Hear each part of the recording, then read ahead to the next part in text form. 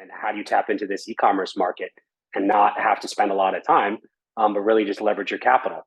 Then they come to us, they pay us a premium, and we leverage our team, our infrastructure, and everything around that to build them out an Amazon or Walmart business and run and operate that entire thing on behalf of them with their capital. So it's sort of a hands-off investment in the e-commerce world. And we do it in a manner where the actual business itself is not just about driving passive income for the investor because they own the business outright. It's about building it out in a manner where it is an appreciating asset, digital asset that's worth value over time and sellable in the future. Welcome to the LandLife podcast with your host, PJ Riley.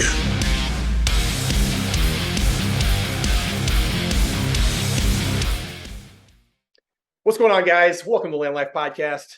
My name is PJ Riley. Guys, if you're getting value, if you're learning new things, new exciting things, make sure you leave a comment. Let us know what you're learning so that we can keep doing those things. Guys, at the end of the podcast, too, our guest, Will Basta, will be giving you ways you can contact him, ways you can, if what he said resonated with you, there's ways for you to contact him and kind of keep the ball rolling, keep the conversation going. So today our guest is Will Basta, co-founder of Ascend Ecommerce. Will, how you doing? How's it going, man? Happy to be here. Thanks for having me. Yeah. Thanks for being here. Now, we talked about this earlier, but there's bamboo trees behind you.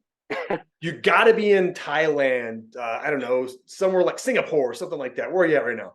Yeah, a lot of trickery here. This is just a uniquely designed house in Venice Beach, California. This is a house / our HQ/office for leadership for our company. So behind me is pretty much the bamboo that is very resilient to my dog's pee. I mentioned that as well too. Bamboo is extremely resilient. It grows really fast. So that's why it looks really tropical behind me. That's pretty good. I don't think that would grow in my house or in my backyard here in Denver, though. I think maybe not. Mine needs maybe a little bit more warm. Yeah. All right, e-commerce, Ascend Ecommerce. What is that, and like explain that just a little bit to everybody? Yeah, absolutely. So some of your listeners might be familiar with the term like Amazon automation or e-commerce automation. It's been thrown around a lot the last few years. Bad taste in some people's mouth about it. There's a lot of different organizations that present themselves as an automation company. And the reason why we started this company essentially was to legitimize that term and really bring in true infrastructure and real logistics into this actual kind of business investment offering, which this is. And so essentially what we are is a logistics company, a wholesale distributor for products, and a management service for e-commerce platforms, third-party platforms like Amazon and Walmart. Pretty much we do all that and we wrap that into one as an investment offering for clients. And to sort of simplify that, people pay us an upfront. They want to diversify into something outside of your traditional real estate, your traditional stocks, et cetera. They want to look into something else that's growing. And how do you tap into this e-commerce market and not have to spend a lot of time, but really just leverage your capital? Then they come to us, they pay us a premium, and we leverage our team, our infrastructure, and everything around that to build them out an Amazon or Walmart business and run and operate that entire thing on behalf of them with their capital. So it's sort of a hands-off investment in the e-commerce world. And we do it in a manner where the actual business itself is not just about driving passive income for the investor because they own the business outright. It's about building it out in a manner where it is an appreciating asset, digital asset that's worth value over time and sellable in the future. So building a business for them that they can sell down the road. Yes, exactly. Okay. Exactly. So how does that look? So let's say I come to you and I'm like, okay, I mean, do they have to have knowledge of a specific product type? Like when you get in touch with a new person, a brand new person, how does that conversation look? Yeah. So at the end of the day, if you looked at our client base, we have essentially clients that have, zero background in this, some that have, established brands that came to us. A lot of them are just busy professionals, from school teachers all the way up to, you can even have retirees, veterans, real estate professionals, all over the board. The commonality is they don't have time, but they want to tap into this industry. So they come to us. They're essentially the financial driver of the business. We're the experts in the driver's seat. So what we do is they pay that upfront, that infrastructure cost, then we leverage their working capital.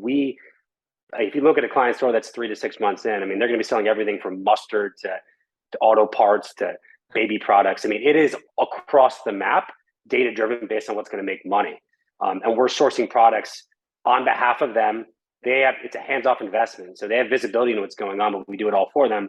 And we take their capital and we are sourcing from distributors, products that we know we can sell at a margin.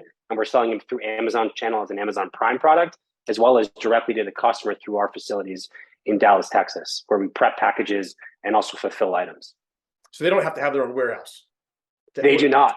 And that's none of that. And that's why people ask, why would I do this? Why would I partner with someone else? Well, if you look at the actual, the model, and if you want to have a scalable model with no ceiling to it, essentially you're going to want to have a partner that's got infrastructure in place and it's got a warehouse that's exclusive, right? That exclusivity of having a warehouse means we have a team that's prepping these products before they go to Amazon's warehouse to be fulfilled by Amazon as a Prime product. And we also fulfill them straight to the customers. So they don't have to worry about a warehouse or anything around that, or having to deal with any kind of infrastructure costs that would be associated with expanding outside of your garage if you wanted to start selling on Amazon. So this is super interesting. I'm sure it existed. I just never heard of this before. So this person then basically buys a business that you're running for them. Exactly. That's how they do it. Yeah, you can look at it that way. They essentially, but we are building the business from the ground up. So they're essentially paying. And again, my legal teammates want to use this, but I use this term regardless. It is sort of like a franchising fee, right? Yeah. They're paying to have us leverage our infrastructure to build them out a business on Amazon on seller account that is directly theirs that they own from the ground up, and make that into a 6 and 7 figure business over time. It doesn't happen overnight, obviously. Okay. But it's a process, and it's a marathon, not a sprint. But there's a lot of ways to sort of add to, and I know we'll probably touch on this, but I like to do the comparison of like, if you bought a house and you wanted to rent it out in Airbnb, say you wanted to raise the rates, right? What would you do? You would redo the bathroom, you'd repaint the deck, add a hot tub, whatever. We have access to different ways to accelerate your business and add more value to it, like adding branded products. And it gets very complex, but it doesn't just stop with a wholesale model of sourcing and getting passive income. There's ways to expand upon the actual business that we've already built. Okay. So this person doesn't need to know about the mustard they're selling. They don't need to know about, I don't know, the toothpaste that they're selling. They don't need any sort of like, I guess, skills going into this. All they need to have is the upfront capital to put you guys to work. That's the beauty of it. Yeah, it's a one-time upfront, and it's a performance-based partnership. So they pay that upfront once, and then the only other fees to us throughout the entire term of working with us are when we make you money as an investor. So we'll take, based on the upfront that they pay, we take a percentage of that net profit that is generated from their business as we grow it over time. But they don't need to worry about anything else. I mean, there are communication channels. There's ways to access, the data, what's getting purchased, financial analytics of your business. Yes, you can dig into all of that. You can communicate with us. It's not like there's no way to talk to us. But point is it's built for someone who wants it automated that doesn't have time. And so we have clients that we don't talk to for months, and we have clients that they want to engage with us every other day. I mean, it just really depends on how you want to approach it. Yeah, I would not want to engage at all. I think that's the majority of the reason, and that's set out clearly. I mean, if you want to build out a passion project with products, maybe take a course or, go down a different route. This is something that is not driven by the kind of products. Yes, we can not sell certain things if you feel like you don't want to sell plastic wrap products. We have some clients that are environmental conscious about stuff like that. We can sort of take those out. But at the end of the day, what we are selling is all data driven. It's all profitable stuff. And that could be anything, like I said, from kids' toys to automotive products. That's insane. Okay, so when I go to order products on Amazon, though, I thought it was Amazon providing these products to me. I was under the impression that we get a box every day at my house, at least one box a day, with my wife ordering things, the kids ordering things. Dude, there's boxes show up every day. Through Prime, right? Impression this was Amazon delivering this to me, and it was them. It is them delivering. So they're fulfilling most. So there's Amazon Prime and there's non-Prime. So when you go on Amazon.com and you're searching at products, the ones that have a Prime label means they're coming out of Amazon's warehouse. But over 50% of the time, that product, most of the time, it's not even owned by Amazon. You could see in fine print, there's actually a seller. That seller is one of our clients or someone like our clients, where we source that product, repackage it, and send it to Amazon's warehouse to be fulfilled out of their warehouse. Those Prime trucks have third-party seller products in it, like our clients' products. Then if you look at the products that aren't Prime, they normally have over a 2-day shipping, more like a 4 to 6 day ship time. Those are generally getting fulfilled directly from the actual seller. So we do that as well, and we fulfill directly from our warehouse. So that's when it won't come in an Amazon box, and it'll come via UPS, etc. That's insane. Okay. This sound Over 50%, over 50% of their revenue comes from third-party sellers online. People don't realize that. Amazon's. Yeah. Which is wild. This sounds, I don't want to make this in a negative light, but this sounds almost too good to be true. Like I run a business, right? And if I could go sit in the living room all day and someone else would be up here kind of buying and selling the products that I sell, that'd be, pretty amazing. So there's got to be some sort of downside. I could speak about the risks of the business, but the whole point of paying the premium to work with us is to mitigate the risks. We actually also guarantee everyone's investment. When I say guarantee, if you invested 40 grand with us, that is guaranteed to be made back at minimum, or we will pay you the difference. That's another conversation to have. And that's why we make it secure in the fact that, we know that people are investing in something that they're not aware of in terms of the industry. They're not familiar with investing in e-commerce. So, and we're confident in how we built these businesses. We've built, over 400 of them so far successfully. So in terms of the actual risks, of course, there's risks, right? The risk would be, you are buying product up front. Amazon is a beast when it comes down to, them taking over on certain things and sort of undercutting competitors. So you have to watch out. Sometimes they'll come in and they will, because they're $1 billion company, they'll somehow source something cheaper and undercut you in price. That worst case scenario, we just liquidate the items down, you break even on that product. So sitting product is your biggest fear, right? Mm-hmm. And then there's the basic risk of it being a third party platform, and it is Amazon, and they cross their wires on shit all the time. And so sometimes they'll randomly, if your store has got a good sales velocity, they'll pause it and do an audit, but that's extremely temporary.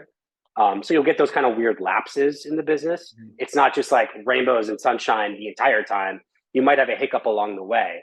Obviously, that's the nature of any kind of business. But at the end of the day, there's no other risks around that, really, because the model that we build out it's been proven multiple times, and our focus is on sustainability and longevity of the business. And that's also why patience is part of this as well. We don't want any people that come in here and think they're going to make 50 grand overnight. It takes time to build the building blocks, put these together of the actual business, and then actually have Amazon start favoring you as a seller and algorithmically start premiering your products, therefore increasing your sales. And then again, this is actually like pretty interesting, but once you get your first sale, your store starts to age and appreciate, right? No matter what, it becomes a store that is aging. If you got one sale and then you decided, I'm not going to sell anything at all, and after one sale, and you waited a year, let's say, you literally could flip that exact same store that you paid nothing just to open it yourself and just sell one product. Probably sell it for like $3 grand, to be honest with you. What? Just by holding it for a year. Just because there's a market for business. It's an asset, and it appreciates once it's aged, and it's a 2021, 2022 store, and you're in year 2023. Amazon algorithmically looks at that store differently, and it's ahead of the line of a store that just started today. So that's just a small thing right there. You can just see the value as e-com as an actual real estate asset online, a digital real estate asset, like use that term, because that fact alone is pretty crazy. We buy age stores all the time and flip them. So it's a whole other side of the business, but yeah. Okay. I have shiny object syndrome, and I know a lot of people that are listening to this also do. So my gears are churning now. Okay. So I give you guys, like you said, I'll just use your number, $40,000 to start my business for me. What type of returns? What are typical, I guess, for an investor, or I guess you wouldn't even really be an investor. You'd be a business owner really at that point, right? Yeah, you call them investors. Exactly. You own the business 100% outright. We're like contractors that are just operating the whole thing for you. Mm-hmm. So everything behind the scenes is run by us, and we only take a percentage of that split. So if you invest 40K, 70% of all profits, true net profits, go to you. 30% go to us to operate the business, right? So we're performance-based, the partnership after the upfront. Let's just say conservatively, you invest 40 grand. We want you to have by month 6 about 40 grand in working capital. So you need 40 grand, it doesn't go towards products, right? You need working capital, credit lines, business credit lines, credit card lines, revolving. So you're using one card, you're paying it down, getting paid out bi-weekly, you're getting multiple points. There's a lot, it's all the podcasts we could have about how you can I leverage. think I know what you're talking about. Yeah, exactly. So you want to use business credit, obviously, number one, but at the end of the day, the whole point is to open up an entity, open up the Amazon store, leverage your business card on that. And if we can get you to at least match a 40 grand investment with about 30 to 40K in working capital by the 6th month, we're looking at getting you to break even on that 40K investment 12 to 14 months in, right? That's the slowest 12 months of the entire business. But that's a great ROI when it comes down to breaking even. If you compare it to real estate, I mean, shit, you're investing in something, you're getting your money back in 14 months. We've had as early as 10 months, as late as 16 months, and that depends on what they're injecting into the business. Obviously, the more you put in, if you're getting 20% margins on all your spend, you can do the math there. Obviously, the more you spend, the more you make, that kind of thing. So if you wanted to average out the first year, like roughly 2 to 4 grand, this equates to having, let's say you have 0 sales the first 3 months, but your last 10, 11, 12 month, you're making 6 grand a month or something, right? If you wanted to average that out, roughly $2,000 to $4,000 per month in net profit. If we look at year two is when things really take flight. That's when you can pump a lot of money in your business and really get it to the point where on average, sometime in year 2, one store is truly established. We're looking at an average of like $7,000 to $12,000 in net profit that they're making monthly. And then you can look at our largest client ever, did 29 grand in a month. Like they've got serious working capital limits in the 6 figures, right? So it varies. But like on average, like the goal is to have you have a floating, let's just say 8 grand in net profit going into year 2. And that's all hands off. And you're building up the points from that. And again, one thing I want to touch on too is, and we have clients that come to us and they have very deep pockets and they say, hey, I've got $500,000 in working credit and, I want to pump this store to the moon. That's great. Love to hear that. But at the end of the day, we also want to make sure there's diversification within e-commerce. It's not just about putting all your eggs in one basket. Yeah. Covering more ground on these platforms is extremely important. Getting multiple Amazon stores, getting Walmart, which is huge. It's a huge marketplace that is emerging like crazy in the online world, under 200,000 sellers compared to 2 million on Amazon. So that's definitely a market to attack. It mitigates risks across your e-com portfolio if you have multiple stores with slightly different strategies on each. So that's where we sort of recommend clients who have that kind of money where they buy portfolios or sort of bundles of businesses per se. Okay. How are you scaling something like this? So say I'm an investor. I want to scale. I want to get bigger. Do I buy more stores? Or do I go to you guys and say, open more, I guess, entities for me? Or are we just going to scale the current one we're in? So in terms of, you're saying if you're an investor that already has an established one? Already has an established one. Do I start another one?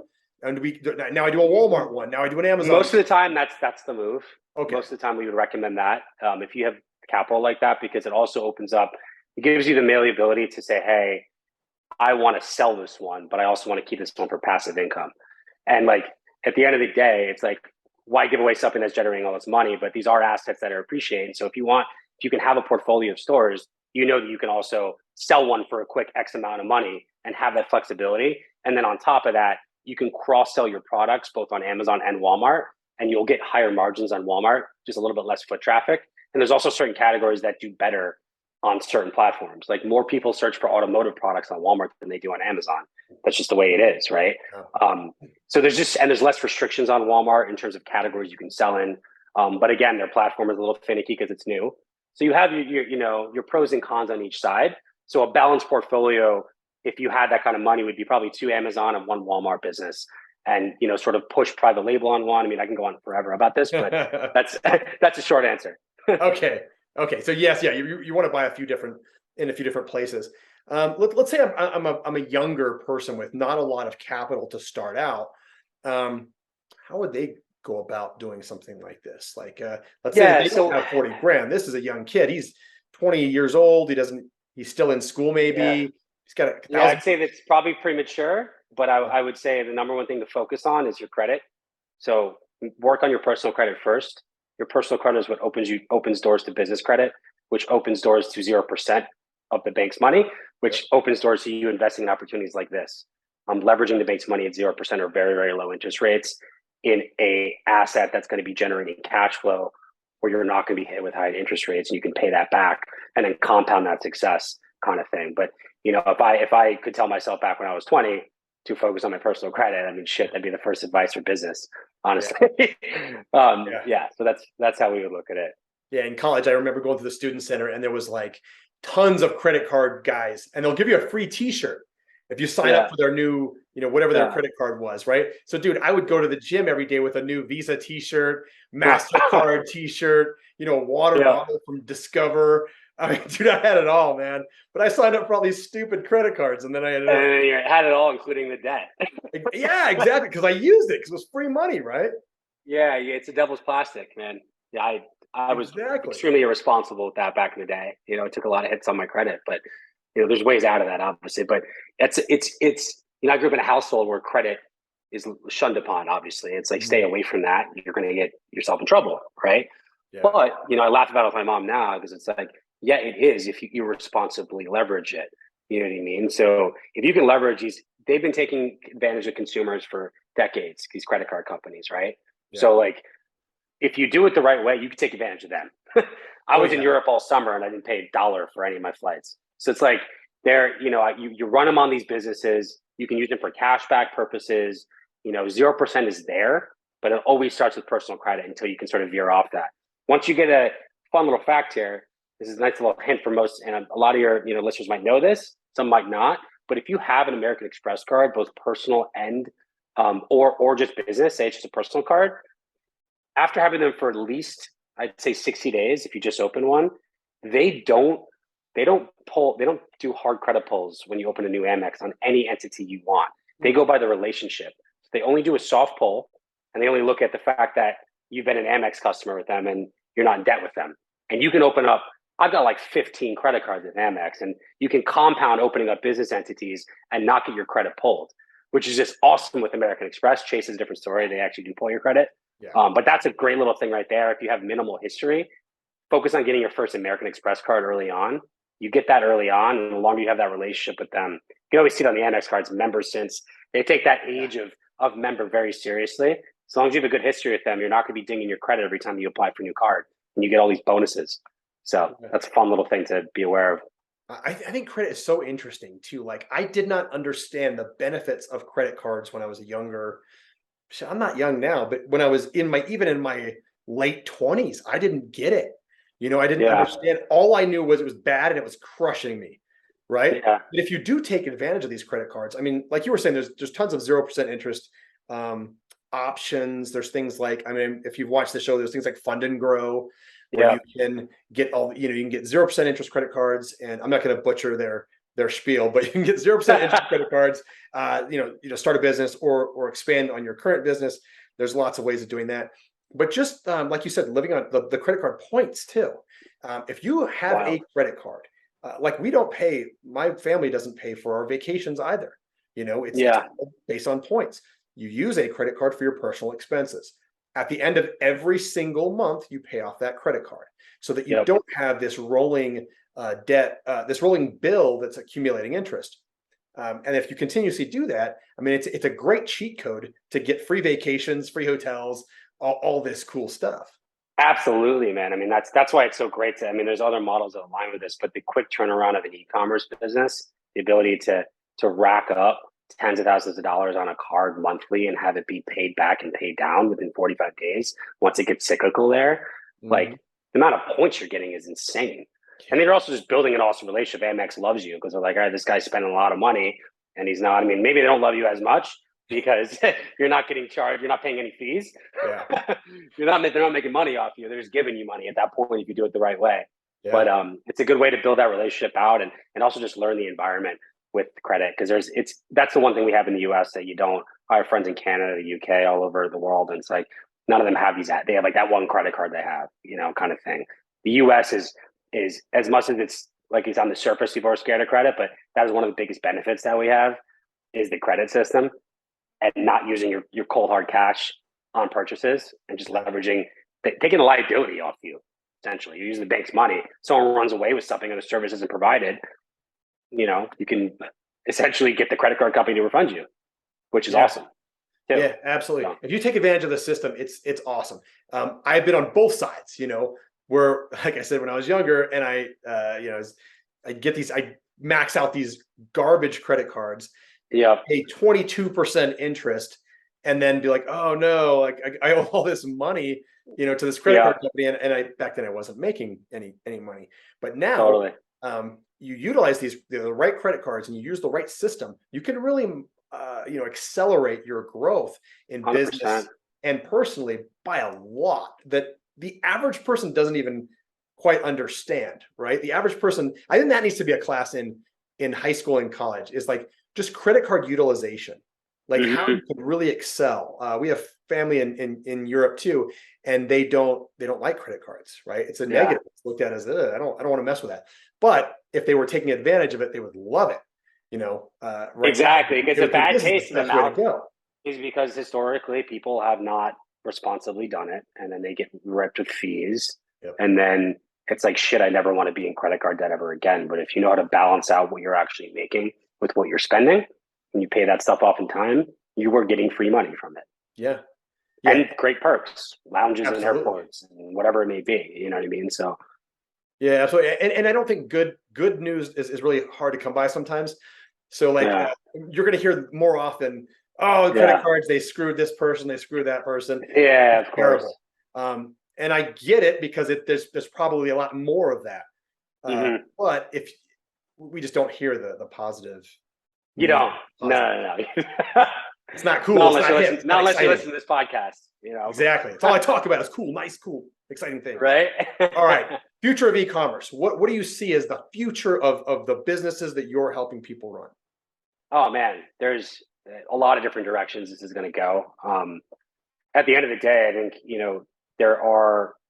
They've just actually, they just invested in just a little sidebar on this. Is they have all electric, or they're rolling these out. Amazon is electric delivery buses now, which is awesome too. But drones are going to be delivering products eventually. The whole point here is, as things innovate within Amazon, these third-party platforms, you just want to make sure you're on Amazon's favorable side. Yeah. So you want to make sure they are holding some of your product, and they are making money off storing some of your product, et cetera, because we don't know what direction they're going to go.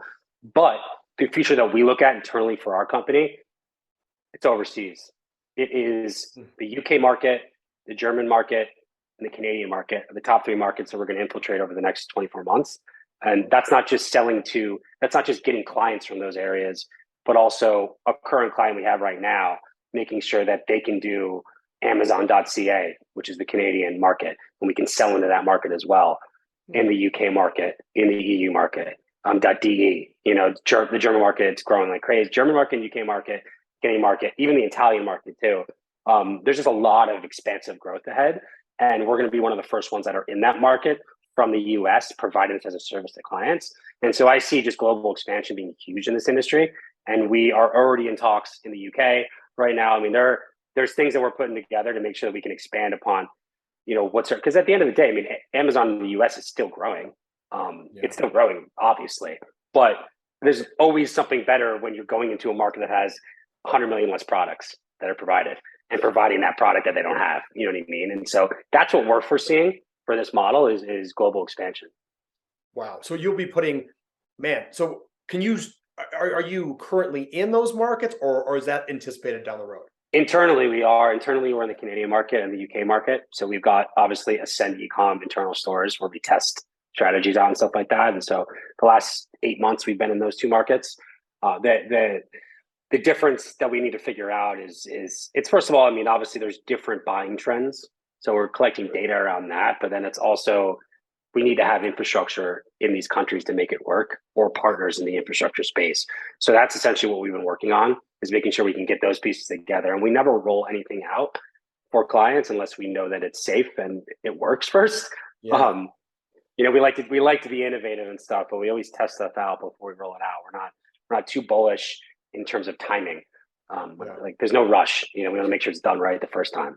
Yeah, that's super cool. If you're listening to this, though, I know a lot of people that I talk to, they're 10 steps ahead, right? Yeah. I talk to these guys and I'm like, dude, how did you even know that was a thing? So this is kind of what we're talking about there, being like Wayne Gretzky says, you go where the puck's going to be, not where the puck is currently at, right? Yeah, That's for kind of sure. what you guys are doing. That's super cool. So guys, if you're listening to this, maybe jump on now so that you can be a part of this. It's Europe, you're in Germany, Italy, all these cool places. One thing I wanted to ask you, Yeah. you have your own store. Do you personally have Yes. a store? Yes, of course. Yeah. Yeah, you can't. Well, I would feel, I don't know what the right word is I'm looking for, but if I wasn't involved personally, it'd be a little weird, right? Yeah. We have 4 stores, Cool. personally, between my business partner and I. Some of them are testing stuff. Some of them we have private label stuff on. One is a supplement store that does really, really well on Amazon. They're mixed on it. 3 of them are Amazon and one of them's Walmart. So yeah, that's really good to know, because I think you hear about a lot of like people like coaches or people selling a product, selling a system of some kind, and they've never actually done it themselves. Yeah, So I'm like, why would I ever everywhere. give the money? Yeah, that's everywhere. That's scary. Absolutely. Yeah, it's terrifying.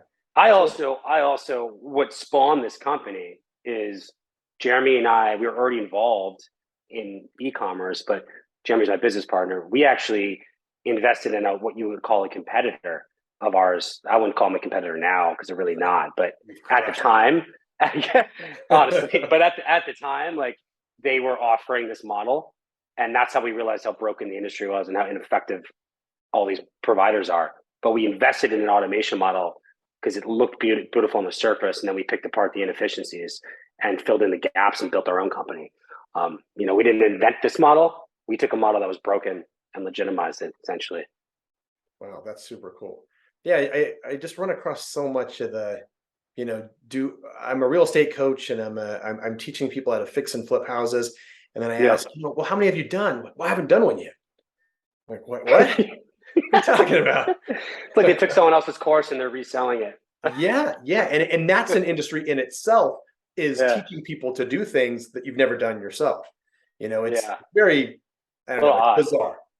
There's a lot of shit. I mean, we're in a digital space, these days, and it's like there's a lot of beautiful things that have come from it, but there's a lot of, that you have to be diligent in terms of like how you're vetting out who you're investing with.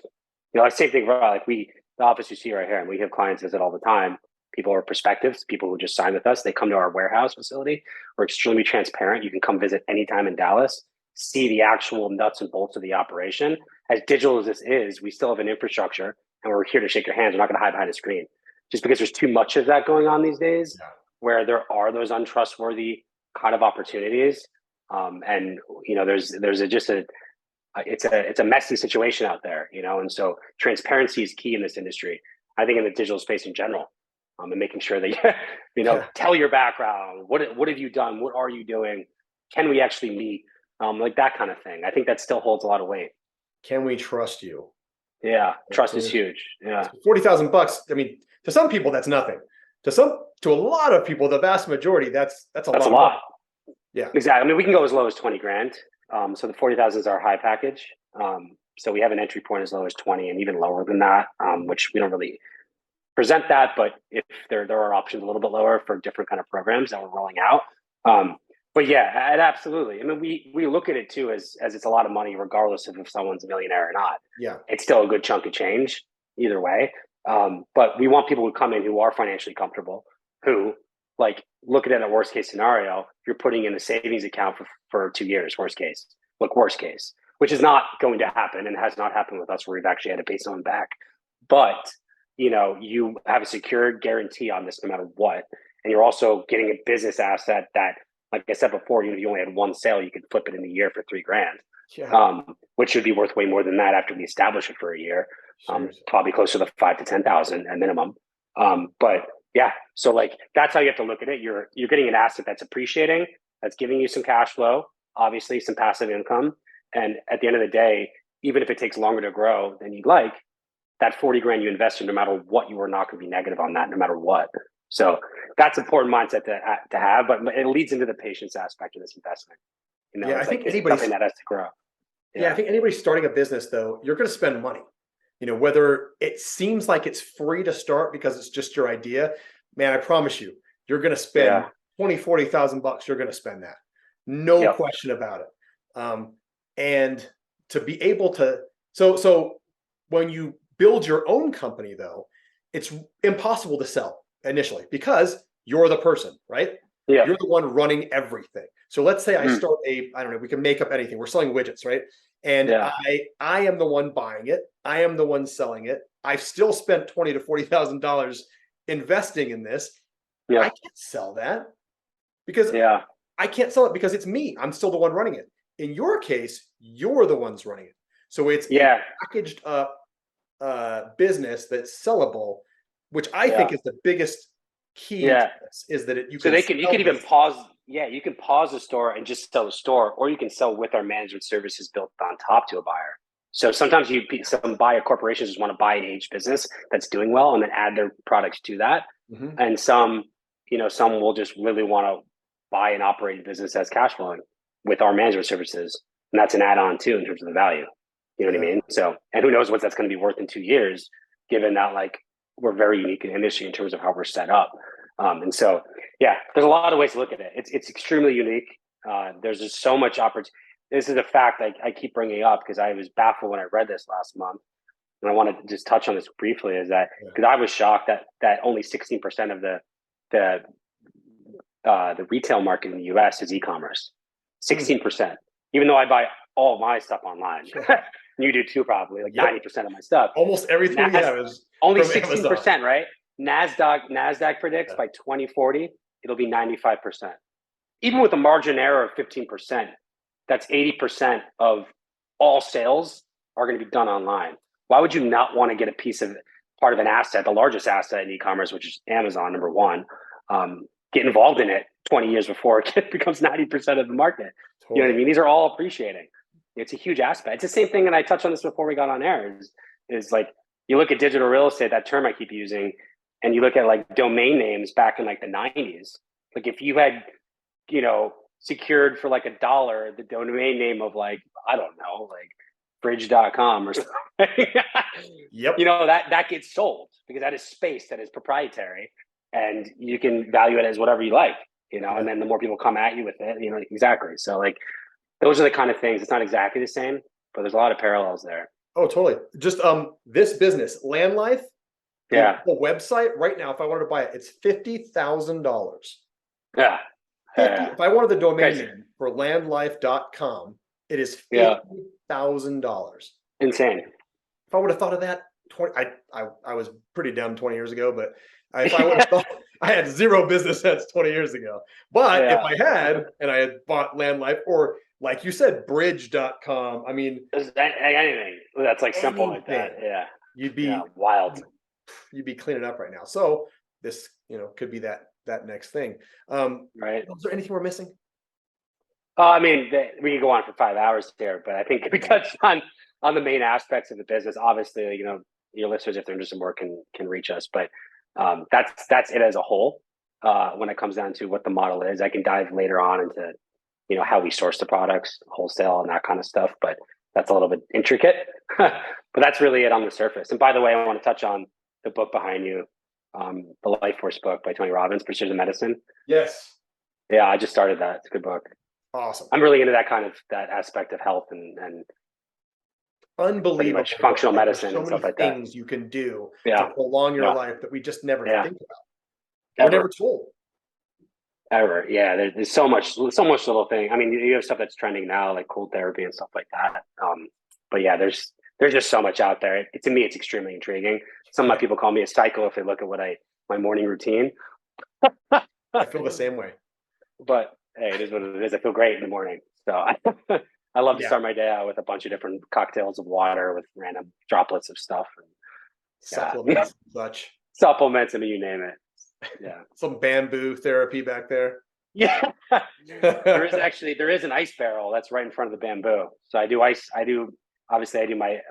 cold plunge therapy, and I have an infrared sauna as well in the house. That's like a fold up sauna.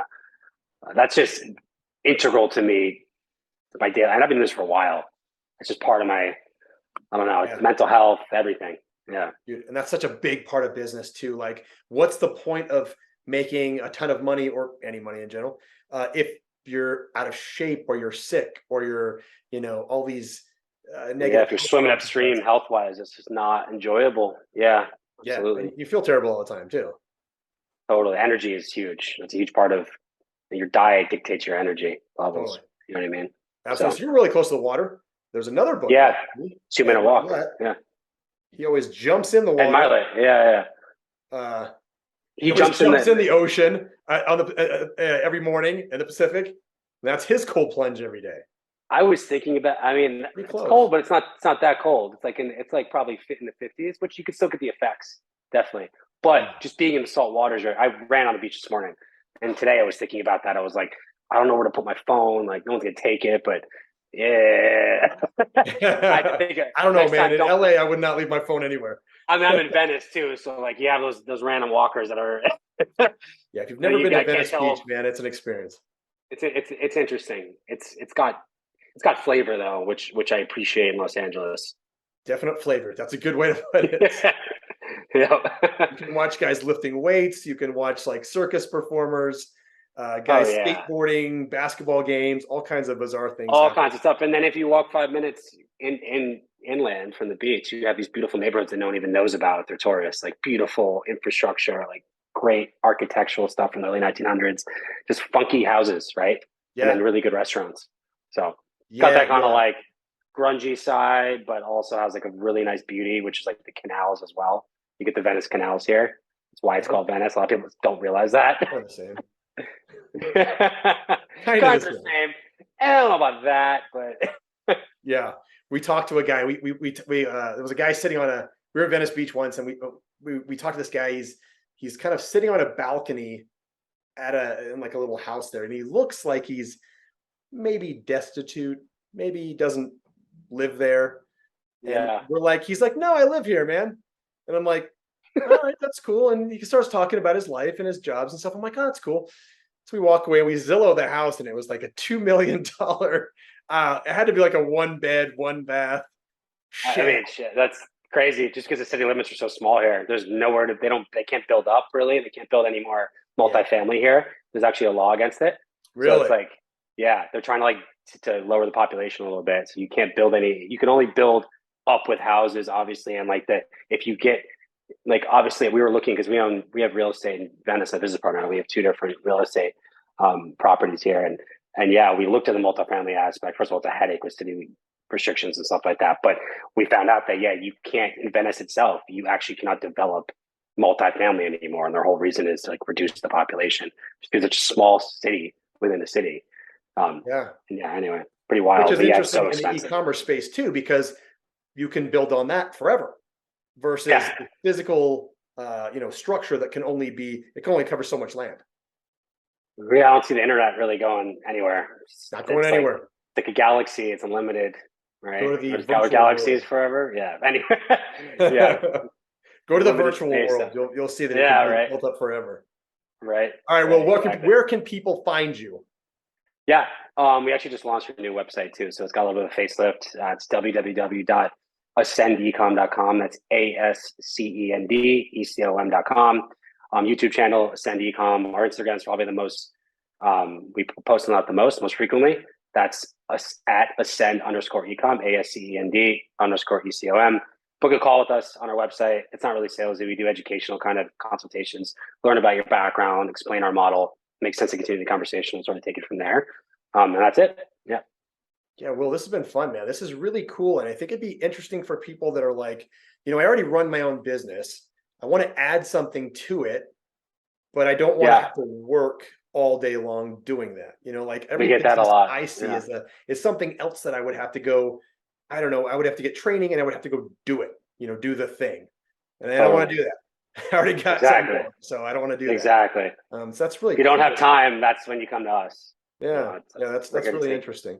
Guys. So contact Will like right away, because this is really cool. And you might get to have a business in Italy too, or Germany or England or our customers, our clients, we plan on being with them for a long time. So these are our long-term partnerships. So that's really cool. That is on the horizon. Will, here's the big question that I ask everybody at the end of this podcast. This is a big one. It's pretty intense. So, I hope you've been thinking, long and hard. I know you went to college. You're a pretty smart guy. All right, here's the question. We're LandLife. I buy and sell land. Yeah. Will, if you could buy land anywhere in the world, where would it be and why? I've traveled a lot, and it's a very tough question to answer because I've been to almost 50 countries. But what's very relative here is the fact that I'm in the process of purchasing land in Bali as we speak. Oh, wow. That's my first international purchase. Reasons why. First of all, the island itself is extremely beautiful.